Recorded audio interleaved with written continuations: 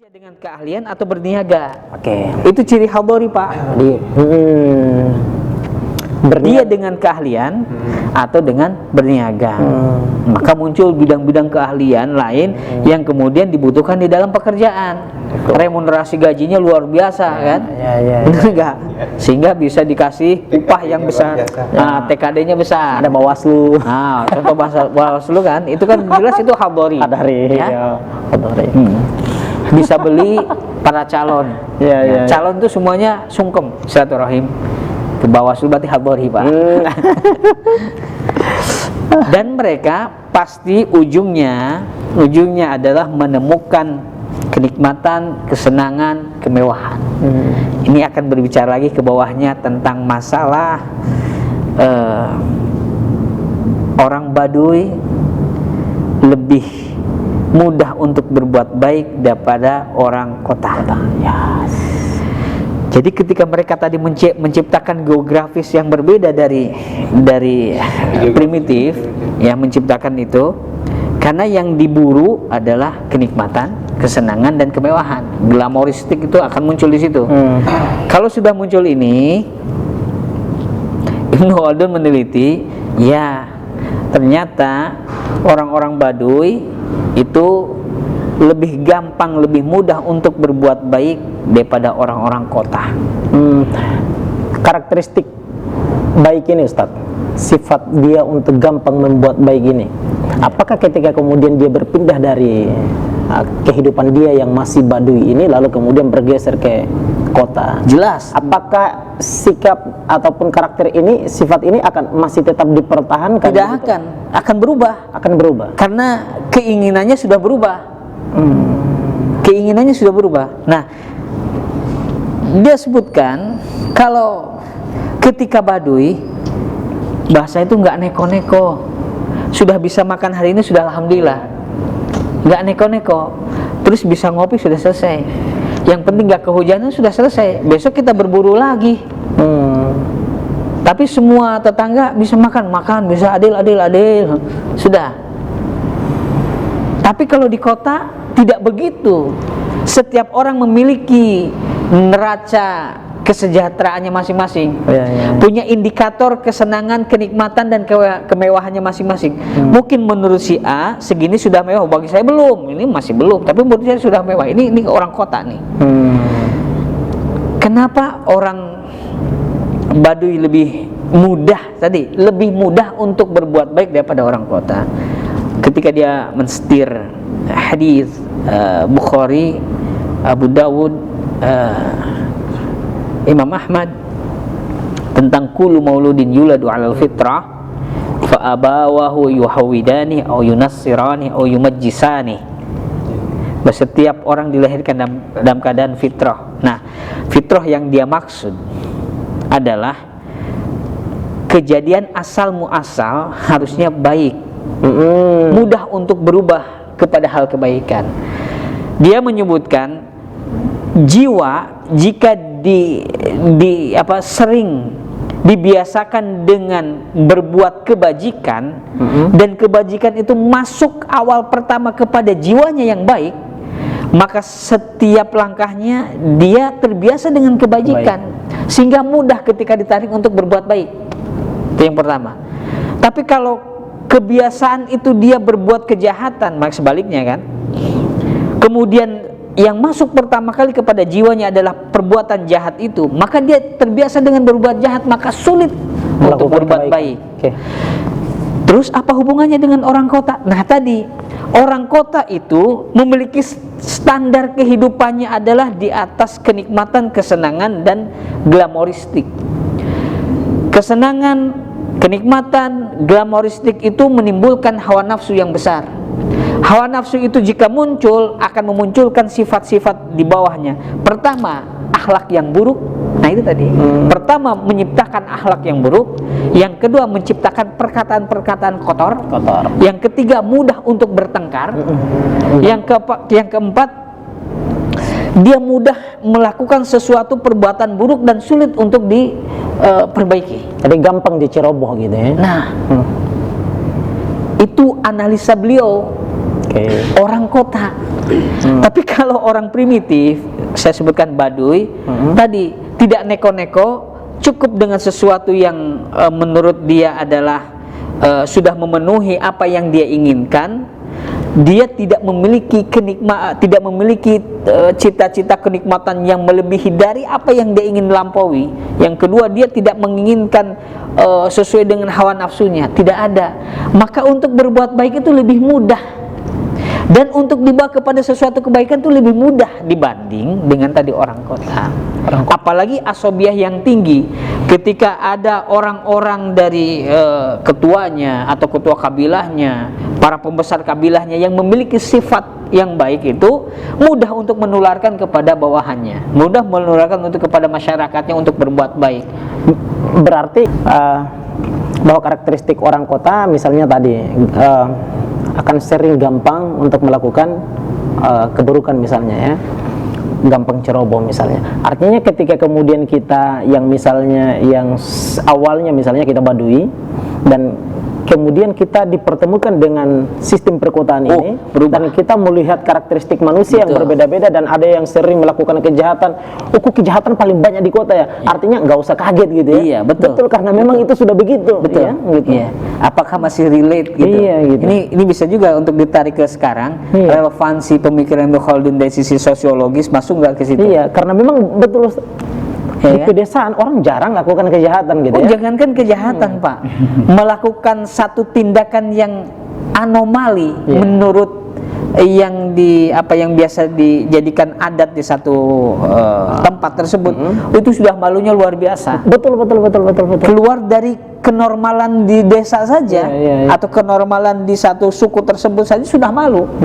Apalagi berbuat ceroboh, berbuat yang lebih dari itu. Bisa diusir saya, kan begitu. Betul. Bahkan tadi sanksi sosial mungkin yang dilakukan oleh ketua kabilahnya bisa saja lebih parah lagi, bisa aja keluar dari lingkungan asobiah mereka, bisa saja, bisa dikeluarkan ketika melakukan sesuatu yang anomali disebut. Nah, kalau kota kan memang tidak melihat itu, tidak ada asobiah lagi kan. Tadi nafsi-nafsi. Di sini nggak ada lagi adat. Iya, sudah nggak ada. Nggak ada adat. Iya. Kita memiliki keinginan semuanya. Keinginannya mungkin kalau dilihat secara goib ini kita punya tren berbeda-beda kan, presentasinya kan. Datang ke sini kaget. Loh, kok bajunya belum selesai dijahit udah dipakai gitu. Atau mungkin ini ditanya, ini semalam digaris cukup waktunya. Ya kan? Jadi di sisi lain memang bisa melihat secara geografis ada pembangunan, tapi di sisi lain melemahkan karakteristik di orang-orang kota. Ini penelitian Ibnu Khaldun loh. Betul. Orang kota itu, saya dengan bahasa kasar, orang kota bisa lebih bejat daripada orang Baduy. Orang Hadori bisa lebih bejat, lebih rusak, susah untuk berbuat baik daripada orang Baduy. Artinya karena mungkin soal masalah kebebasan yang lebih terbuka itu ya. Betul. Oke. Dan keinginan yang tinggi. Oke. Kalau Ibnu Khaldun berpijak dari dua hal tadi, kecenderungan lebih untuk melakukan hal-hal yang baru mungkin atau gimana? Itu untuk tadi kota ya. Karena hal-hal yang baru. Basisnya indikator yang dilakukan Ibnu Khaldun adalah tentang perburuan kesenangan, perburuan kenikmatan yang dia maukan, dan perburuan kemewahan. Maka akan memicu hawa nafsu, pasti itu. Kalau hawa nafsu yang muncul, maka akan muncul lagi tadi sifat-sifat yang saya sampaikan tadi itu. Berkata kotor sudah biasa, bertengkar dengan tetangga sebelah saja, padahal pintunya satu itu, kalau masuk satu itu masih bertengkar. Memicu itu, memicu akhlak-akhlak lebih buruk lagi dari situ. Kenapa? Karena saya punya tendensinya adalah kepentingan nikmat, mewah, glamor, maka apapun saya harus lakukan. Betul. Jadi di sisi lain kemajuan secara fisik, demografi dan geografi, tapi di sisi sosiologis atau di sisi karakteristik manusia tidak jauh lebih bagus daripada Baduy. Betul, bahasa liar yang dilakukan orang kota melihat ketika kepada orang Baduy itu orang-orang liar itu. Betul, mereka memang liar, mereka bebas, mereka spontan kalau melakukan sesuatu, mereka lebih berani daripada orang-orang kota. Nah, nanti akan disebutkan lagi pasal berikutnya. Orang Baduy lebih berani daripada orang kota. Nanti sebutkan. Memang begitu. Tapi jangan macam-macam dengan akhlak kebaikan mereka. Jauh lebih bisa diterima daripada orang-orang kota. Nah, kalau kita tarik ke zaman Rasul, banyak yang orang-orang Baduy masuk Islam kan. Lebih cerdas, Pak. Ya. Orang Baduy lebih cerdas daripada orang kota. Orang Baduy lebih terpelihara bahasa Arabnya. Makanya banyak tempat-tempat di orang-orang primitif atau orang Baduy yang di pedalaman, termasuk di gurun pasir, di daerah-daerah pedesaan yang terpencil, ya, yang tidak mengenal perkotaan di zaman Jazirah Arab itu ditempatkan orang-orang terbaik dari anak-anak ketua kabilah agar mereka terpelihara dari sifat, ya, sifat keagungan dan juga bahasa dari orang-orang Arab. Dipelihara di sana biasa sampai 2 tahun, 3 tahun, 4 tahun agar terpelihara. Setelah itu baru ditarik lagi, disusui dari susu yang kualitas tinggi, ya, dan juga diajari oleh orang-orang yang bahasanya belum pernah tercampuri oleh bahasa lain. Bahasa Arabnya asli, tinggi, sastranya kuat, dan punya akhlak-akhlak yang bagus. Cara mendidik akhlaknya bagus. Nah, itu orang Baduy di zaman Rasulullah. Ini zaman Rasulullah. Karena mungkin faktor pengaruh kehidupan mereka yang belum terkontaminasi, ya. Sederhana tadi yang saya bilang, simplicity itu, ya. Simple mereka. Simple, Tidak neko-neko. Makanya mereka hanya dikasih untuk makan, mereka sudah bersyukur. Bisa diberikan sesuatu, sudah bersyukur. Tapi banyak hal yang terjaga dari sifat atau karakteristik yang bagus itu. Dan budaya kebaikan Baduy ini bisa kemudian hilang ketika dia terkontaminasi dengan Betul, sistem ketika perkotaan. terjadi urbanisasi. Nah, betul, pemikiran merubah, Betul, Ustaz. cara pandang merubah, karakter dan merubah kepentingan. Betul. Benar nggak? Betul. Berbeda ketika di kampung, berbeda ketika kita di desa. Ketika di desa kita itu sederhananya luar biasa, Pak. Benar nggak sih? Betul. Ada nggak keinginan itu? Nggak ada. Saya tadi habis makan kenyang, kayaknya udah senang banget, sudah selesai. Nggak ada yang neko-neko, nggak ada yang aneh-aneh, yang nyeleneh, nggak ada kan? Kenapa? Ya karena kulturnya yang menjaga itu. Kabilahnya yang menjaga itu. Jangan neko-neko sedikit saja ketahuan sama orang. Itu tuh mau jadi apa itu ya? Baik. Tapi ketika harus pergi, Tahan, ini jangan sampai Di desa masalahnya kita enggak. cipta apa? Buat pagar itu buat hewan buas. Sementara di kota itu kita buat pagar itu buat pencuri maling. iya, betul. Pencurinya udah kayak hewan buas kan. Jadi masyarakat urban itu, wow, cara berpikirnya itu Iya. kejam banget terhadap manusia sendiri. Pantas saja ya, yang mencuri di kota itu besar nominalnya ketimbang di desa-desa.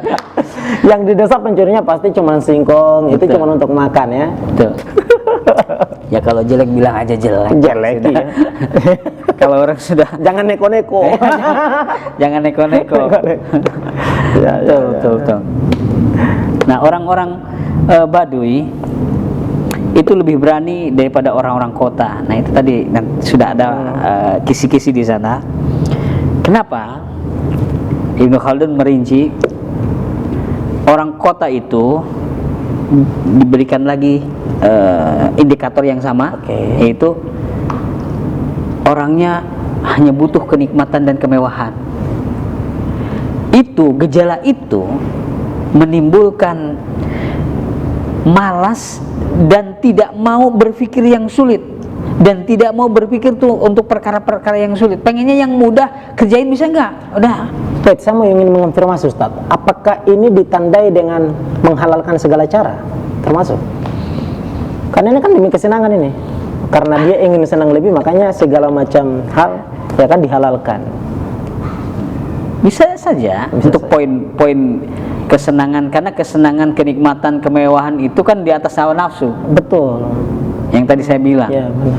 Berarti kalau di atas hawa nafsu itu sudah tidak ada pagar yang bagus, tidak ada lagi tembok kebaikan yang melingkupi agar hawa nafsu itu sudah tidak boleh liar kemana-mana. Lepas saja. Karena setelah itu unsur-unsur atau ciri-ciri yang muncul setelahnya itu kan jelek semua. Orang-orang kota ketika kenikmatan, kesenangan, kemewahan itu menjadi prioritas, maka tadi tidak mau berpikir hal-hal yang sulit, pengennya yang mudah aja. Kalau bisa mudah, kenapa cari yang sulit? Ini gimana? Nembak bisa nggak? Ya nembak aja. Gitu. Oh gitu. Terus, ini kalau bikin ini berapa ini? Oh, ini harus ke sini. Udah bayar aja berapa? Ya udah sejuta. Ke sini aja. Enggak usah ke sini. Iya, ke sini aja. Capil, ke Duk Copot, Duk apa? Kemana-mana, kejauhan. Males dia. Dia tidak mau perkara-perkara yang sulit. Oh iya. Dan yang terakhir, orang-orang kota itu dia menyerahkan harta dan jiwanya kepada keamanan negara. Dia bayar keamanan negara, dia bayar pengawal, dia bayar siapapun yang bisa menjaga harta dan jiwanya. Cukup. Oke. Dari situlah muncul kelemahan, tidak akan muncul keberanian datang dari orang-orang kota. Oke, karena keberanian dia itu dititik beratkan kepada keamanan. Diamanahkan kepada orang-orang yang berkuasa, ya, pengawal dan sebagainya. Jadi dia seluruhnya dimonitor oleh orang-orang luar sebenarnya. Layaknya seorang anak dan wanita yang dimonitor dan dikuasai oleh kepala rumah tangga. Seperti itulah. Oke. Jangan macam-macam loh, ini negara hukum, ada kepolisian. Saya yang jaga, gitu kan? Ya. Dia menyerahkan seluruhnya seperti itu. Itu kata Ibnu Khaldun, maka memunculkan ketakutan, ketidakberanian itu. Berbeda dengan orang Baduy, berbeda dengan orang primitif. Orang primitif itu hidup di alam liar. Yang kedua, dia harus survive dalam menjaga kehidupan dia. Survive dari apa? Survive dari binatang buas tadi. Dia selalu awas, bahkan tidur dalam keadaan di pelana kuda, berada di pelana unta. Dia tidur dalam keadaan waspada terhadap musuh dan waspada terhadap binatang buas. Yang ketiga, dia memiliki keteguhan jiwa. Yang keempat, dia memiliki kepercayaan diri yang kuat. Itu ciri-ciri orang Baduy. Amati lagi kalau memang itu salah menurut Ibnu Khaldun. Kata Ibnu Khaldun, keteguhan jiwa menjadi sifat mereka dan kepercayaan diri menjadi tabiat mereka. Betul. Orang kota kalau dia mau datang ke tempat-tempat pedalaman, ke tempat-tempat tertentu, ke tempat-tempat yang tidak dia kuasai, pasti dia meminta orang Baduy untuk menjadi pengawal, menjadi pemandu. Pemandu apa?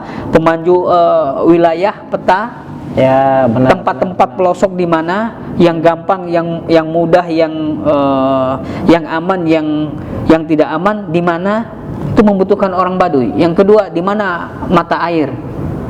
Yang ketiga, di mana ada jalan-jalan terobosan atau jalan-jalan yang bisa dilalui dengan baik. Dia perlu orang Baduy.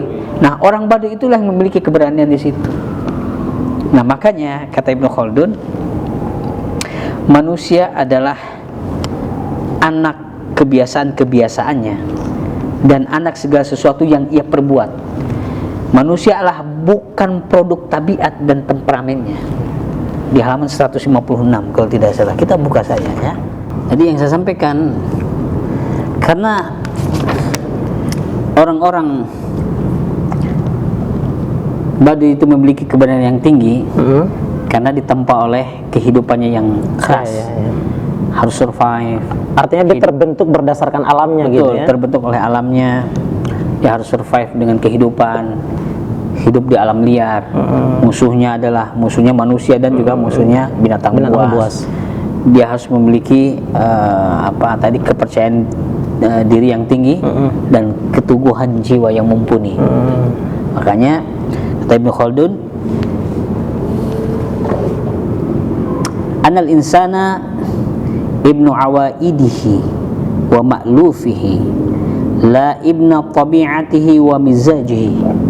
Maka sesungguhnya manusia itu adalah anak kebiasaan-kebiasaannya dan anak segala yang ia perbuat. Manusia bukan produk dari tabiat dan temperamennya. Manusia bukan produk dari tabiat dan temperamennya. Oke. Temperament itu kembali kepada tadi sifat jiwanya. Iya, yang keras. Iya, bukan dari situ. Jadi manusia itu bukan produk tabiat. Justru tabiat itu produk manusia. Makanya manusia itu jadi anak kebiasaan. Anak kebiasaan yang biasa dia lakukan sehari-hari. Kalau dia terbiasa di alam liar, maka dia membentuk alam liar itu, kebiasaan alam liar membentuk dirinya, membentuk sifatnya, membentuk keteguhannya. Bukan tabiat memunculkan produk jadi manusia. Justru manusia itu memunculkan tabiat gitu. Oke. Itu yang dimaksud. Makanya dia berpendapat dan nilai sosiologisnya, orang-orang Baduy lebih berani daripada orang-orang kota. Oke. Itu mungkin ya yang bisa kita bahas terakhir. Oke, ini yang menjadi apa, kurang lebih simpulan ya? Iya, simpulan. Ini ada beberapa pasal. Iya. Kalau tidak salah 1, 2, 3, 4, 5, 6, 7. Ini 7 pasal tadi yang kita bicarakan itu. Sekali pembahasan. Sudah kita rangkum. Karena pertanyaan-pertanyaannya tadi itu kan sudah hanya celok, oh sudah harus jelasin di sini, jelasin. Oke.